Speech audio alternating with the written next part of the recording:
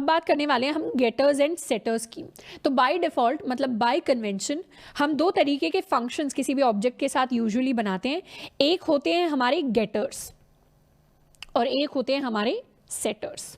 किसी भी ऑब्जेक्ट के साथ अगर कोई प्रॉपर्टी एसोसिएटेड है, जैसे हमारे पेन के साथ एसोसिएटेड था उसका कलर एंड टिप साइज, तो उस केस में क्या हुआ, हमें अगर इन वैल्यूज को प्रोटेक्ट करना है, मतलब कलर और टिप हम चाहते हैं कि ये प्राइवेट टाइप के हों, ये एक्सेसिबल ना हो किसी को बाहर, तो इनको एक्सेस करने के लिए हमें फंक्शंस देने पड़ेंगे।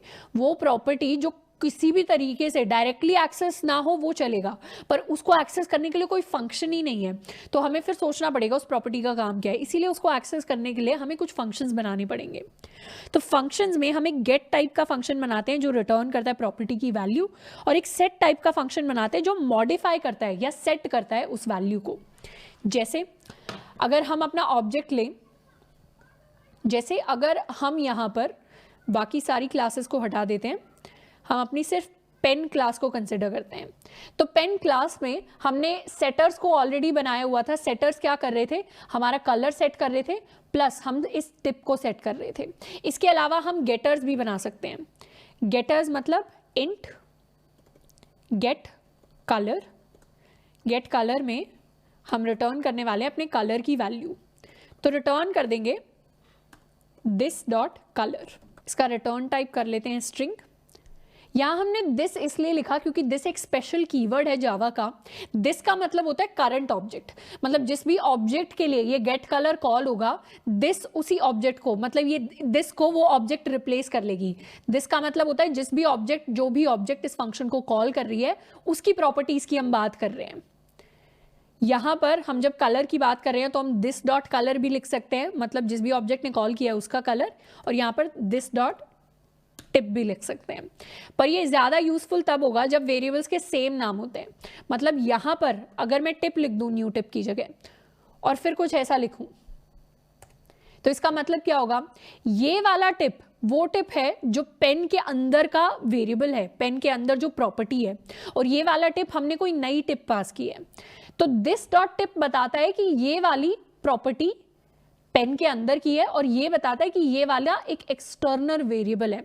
तो जब भी हमारे पास सेम नाम के वेरिएबल्स होते हैं तब दिस का और ज्यादा काम होता है। बाकी आप किसी भी फंक्शन के अंदर जिसको एक ऑब्जेक्ट कॉल कर रही है, उस ऑब्जेक्ट को रेफर करना चाहते हैं, उसकी रेफरेंस ढूंढना चाहते हैं, तो वहां पे हम दिस का इस्तेमाल करते हैं। तो यहां हमने गेट कलर के लिए गेटर बना दिया है, और यहां हम क्या बनाएंगे, गेट टिप। तो इस केस में हम रिटर्न कर देंगे दिस डॉट टिप को। तो ये हमारे गेटर्स हो गए हैं और ये हमारे सेटर्स हो गए हैं।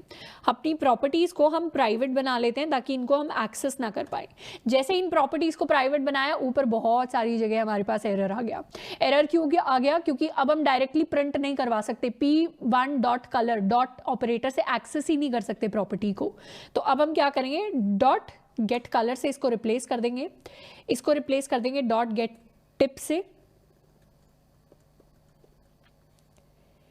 इसको रिप्लेस कर देंगे p1 डॉट सेट कलर से। ये दोबारा से यहां पर आ जाएगा गेट कलर, एंड इस पार्ट को हम हटा देते हैं। तो अब दोबारा से इस कोड को रन करें तो सेम आउटपुट हमारे लिए प्रोड्यूस होगा। सबसे पहले हमने p1 का सेट कर दिया है कलर ब्लू, फिर गेट कलर से उसको प्रिंट करवा दिया है, फिर टिप को 5 सेट किया है, फिर गेट टिप से उसको प्रिंट करवा दिया है, फिर सेट कलर किया है येलो, एंड दोबारा से p1 के लिए गेट कलर करके येलो को हमने प्रिंट करवाया है। तो इस तरीके से हमारे गेटर्स एंड सेटर्स काम करते हैं। और दिस की डेफिनेशन की बात करें तो this keyword is used to refer to the current object. तो अगर ये हमारी ऑब्जेक्ट है और ये किसी फंक्शन को कॉल कर रही है, तो फंक्शन के अंदर जब इस ऑब्जेक्ट की प्रॉपर्टीज को रेफर किया जाएगा, तो ऑब्जेक्ट को ना पास करें एज एन आर्ग्यूमेंट, तो हम डायरेक्टली दिस डॉट लिखकर उसकी प्रॉपर्टीज को एक्सेस कर सकते हैं।